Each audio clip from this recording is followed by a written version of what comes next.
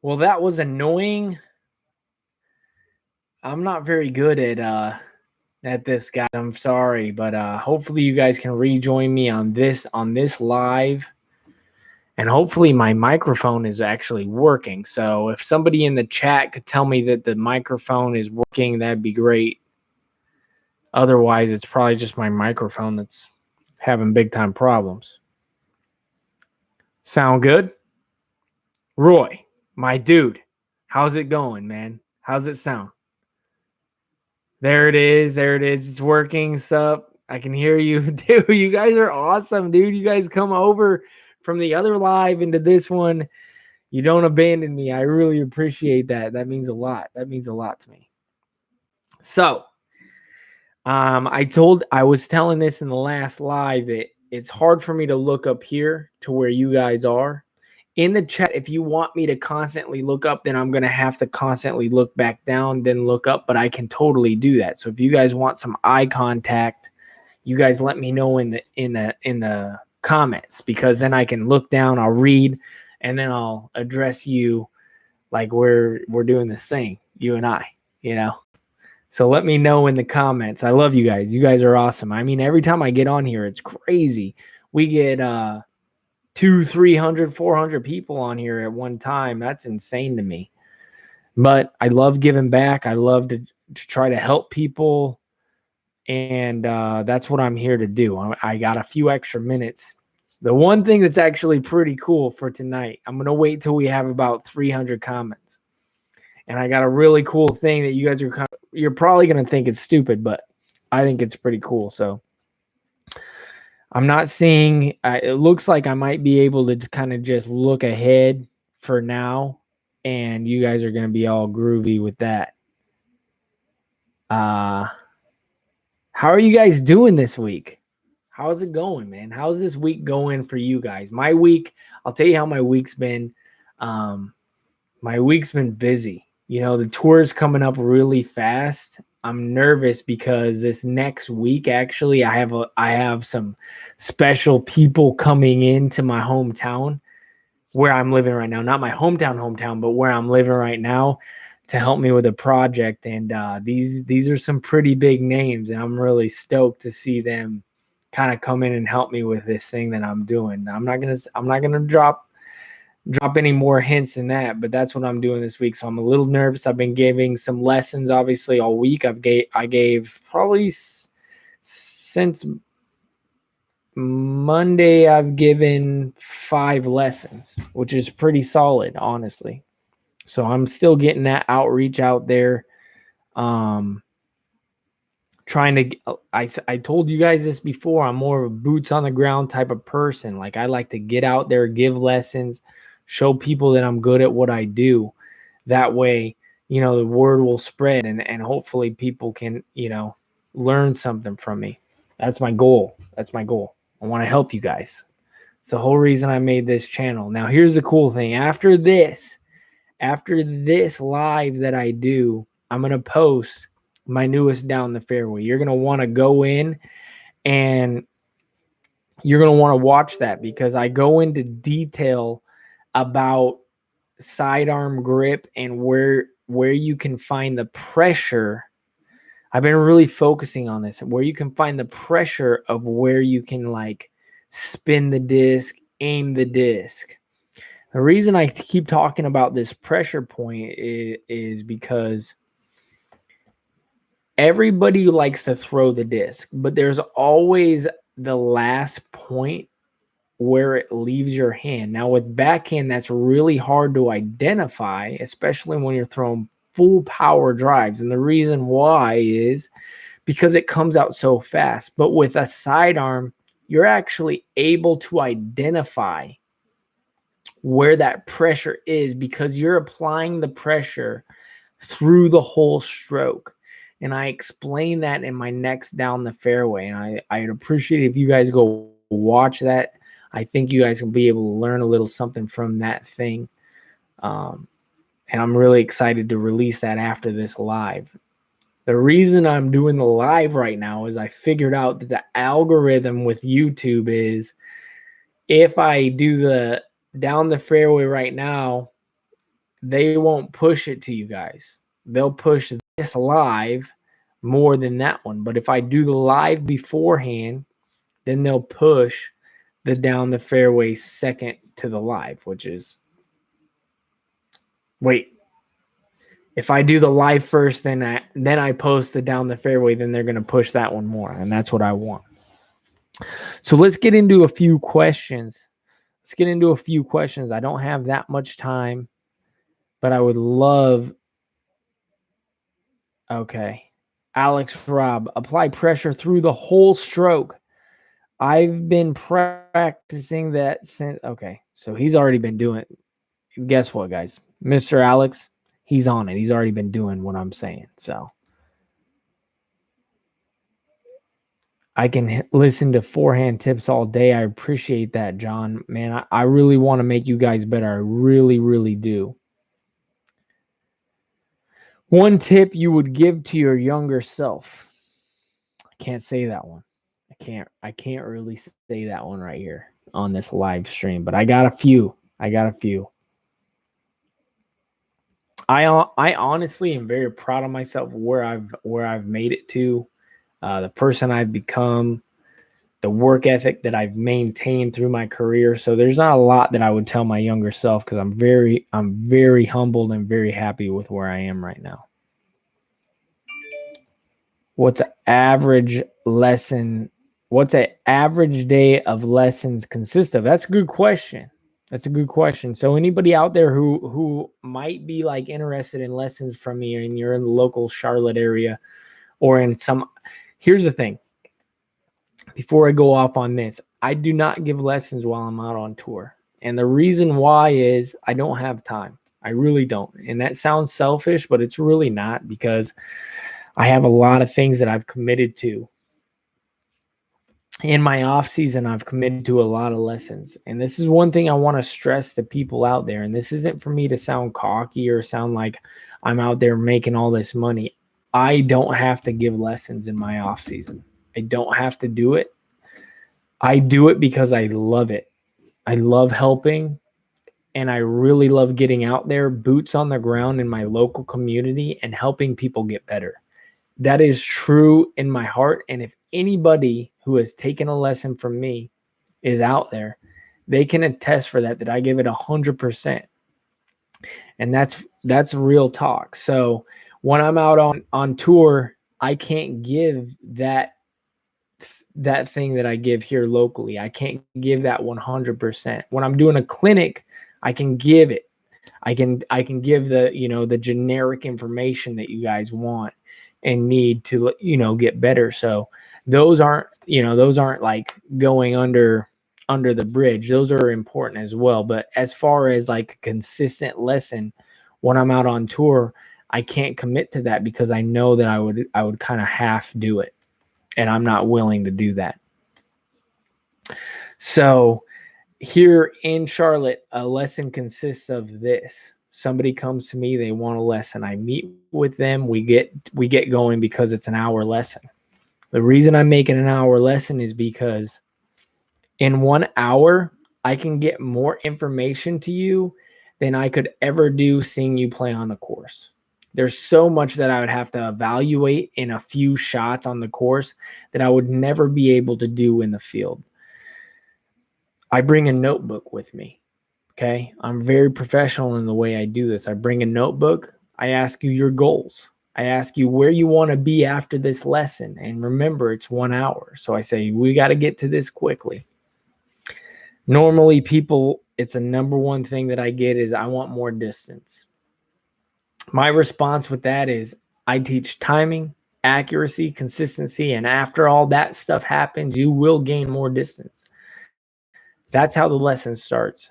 And then I start breaking down their throw. Every single one of my lessons for a backhand throw consists of the same thing. I say throw it 200 to 150 foot with a full run up for me. Let me see your form. They do that. I'm able to evaluate the exact kind of player they are from just a few throws. That's how my lessons start. And then after that, I start breaking down their form and how they're and why they're doing what they're doing. If you cannot throw 150 foot accurately or 250 foot accurately, then I'm not going to try to give you more distance. Okay. Unless you come to me and you say, okay, I'm really good. I'm really accurate at 150 feet. I really want distance. And I watch your form and I'm like, oh yeah, you're ready for more distance. Then we'll start working on trying to get you a little bit more distance. So that's how my things go. Putting lessons are usually, unless it's your worst thing, because I ask the student, I say, okay, what's your best thing? They usually say, okay, my best thing's accuracy. So then I go, okay, what's your worst thing? It's always distance. I don't throw it as far as I want to. And then a close second is putting. And usually I do putting last because putting is a full hour lesson that I like to give on how to get better at that. One of the things I really, really stress is that I don't teach how to make more long putts. I more give an analogy how to do it because I'm not the greatest long putter. Now I'm really good inside the circle. I rarely miss. And when I get students, usually they aren't very good in the circle, so I'm very needed in that aspect. So that's basically it. That's my kind of went off. I do that a lot, but you guys have some more time with me, so hit me with a couple questions. While you guys are hitting me with a couple questions, I would like to say that I just launched my Patreon today. Now, this is important for me because I also hired an editor, because when I go on tour, I am not going to have the time to edit down my videos and be able to push out content. But you guys subscribe to my channel. I made a commitment to you guys, and I'm going to get content out to you. Now that is patreon.com/Paul Uliberry, I believe. I wrote it down because it's like kind of tough for me. 1 second. It is patreon.com/Paul Uliberry. Yeah, that's what it is. So if you guys want to and you enjoy what I put out there, like I said, I hired a full-time editor. So he's going to be editing all my content. He's already been doing kind of like a rough a rough draft of all the stuff already. If you've seen some extra things kind of go into if you guys seen some extra things go into my videos lately, that's him. So he's been doing all that stuff. I'm not the guy. I am not editor guy. I'm the worst with computer. You just saw, I couldn't even get this thing going live. Couldn't do it. So I got a Patreon that I'm about to launch. That's going to help this dude into getting me where I need to be to get you guys the content and the editing skills that you need to have. And I really appreciate your guys' support. Now, we're very soon. I launched it today, like I said. You're going to get extra content. You are. The people who go and they are Patreon subscribers, they're going to get extra content starting today. Now, within a month, at least a month, I'm going to have extra merch on there for you guys as well, to where as soon as you sign up, you're going to be able to purchase extra merch, discounts, all kinds of stuff, extra footage. I have all kinds of stuff in store for you guys because it does take a lot of time. And unfortunately, my off season is about to end. So then my time becomes very valuable. I'm going to be playing a lot of tournaments. I'm going to be doing commentary till late. And then I wake up, practice, do it all over again. And I'm going to have to get you guys some rounds in along with my down the fairways. That stuff takes a lot of time. So I'd appreciate the help. The next thing is the next person who names a color. Here's the thing. The next person who names a color in the comment section, I'm going to change the backdrop to that color. Hit me with that right now. Come on now. Blue. Oh, Alex Robb, you got it, bro. This is what's sweet about my backdrop. Everybody's kind of jealous out there. Here we go. Ready? On 3. 1, 2. Let's go. Rob, you got it, my man. There it is. I I was really excited about asking you for that. That the chat was just gonna erupt with all kinds of awesome colors, but that's it. It's gonna be blue for a little bit. In about I don't know, 5 minutes, I'm gonna change it up. I'm gonna give somebody out there a chance to switch it to another color. Please get swaggy, Craig, my dude. I appreciate that. How do you decide between adding a new mold to the bag or working on a current mold and flight where that works? That's a good question, man. So when do I decide to add a new mold? I decide to add a new mold when I lose the disc that is irreplaceable. So it's very rare that it happens, but usually you have 2 to 3 molds in your bag to where if you lose that disc, you're done. When I lose that mold or that specific disc, pardon me, then I'm in the lookout for that flight. Now, hear me out here out there, because this is very important. Don't get addicted to a certain mold. Get addicted to a certain flight. I see a lot of people out there thinking that every single disc is going to fly the exact same every single time that they run that disc. That's not the case. Molds change from run to run. If you find a good mold that you like in that plastic, in that time that you bought it, buy multiple. And I know that's tough to hear because discs are expensive, but that's what I do. You'll see me on different auction sites paying hundreds of dollars for discs that I throw because that flight is what I'm looking for. Now, if I'm paying hundreds, here's to answer your question. If I'm paying hundreds of dollars for that exact disc, then I'll be glad to change molds to place the new mold for that flight, so I don't have to pay hundreds of dollars. That's the answer to that question.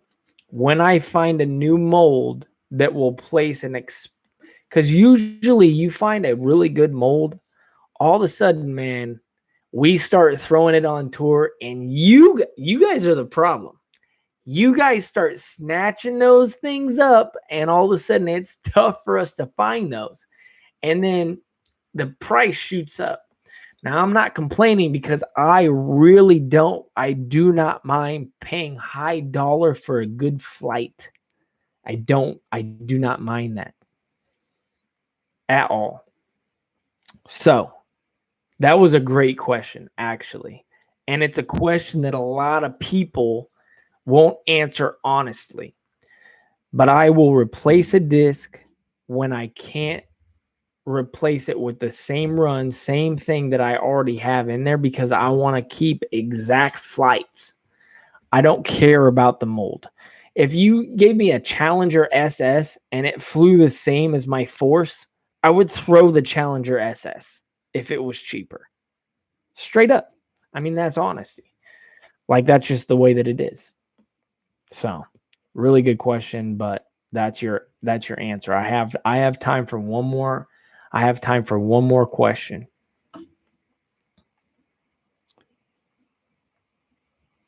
When can we see what's going on in your bag this upcoming season? Probably after the Memorial. You know, Discraft's been really great about after the Memorial really putting out those in the bags.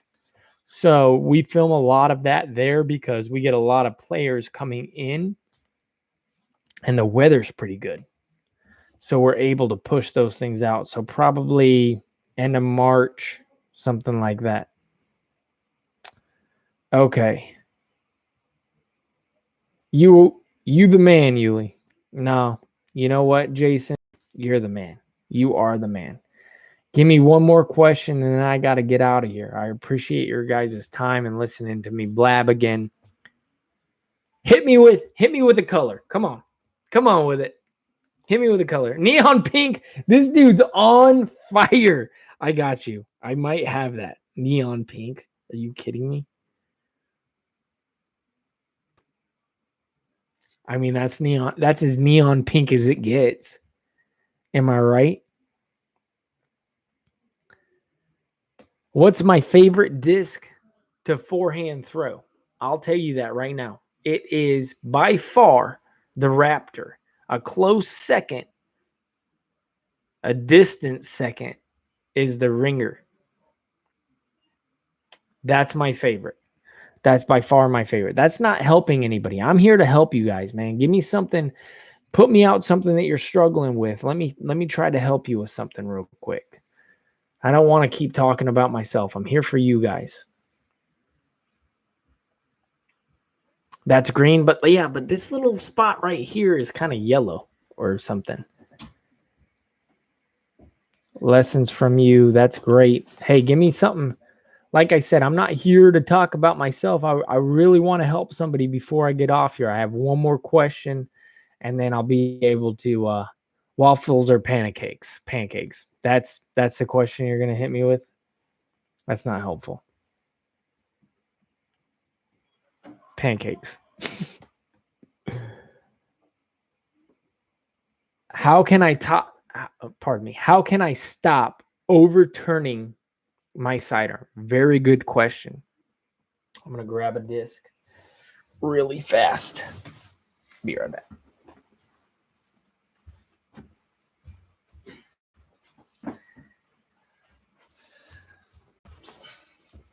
All right. Go Steelers. Sorry. Didn't mean to ruin the moment. Here's taking bids on this through messengers. I'm just kidding. Here's your grip. Okay. This is your grip. Now, what happens with baseball players, athletes, anybody who hasn't played disc golf but thrown something in their life? This is what happens.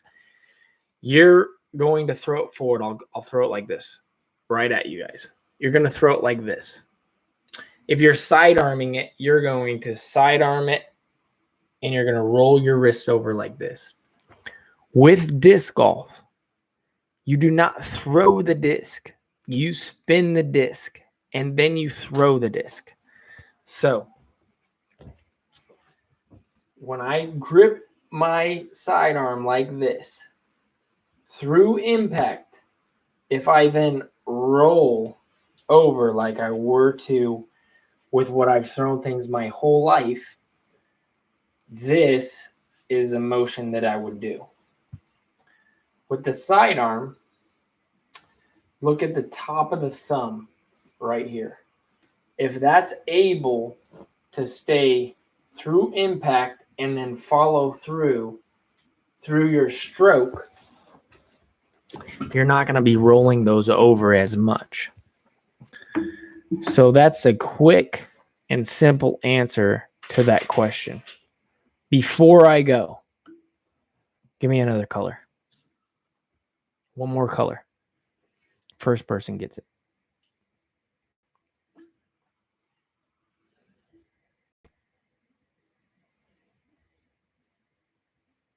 Green.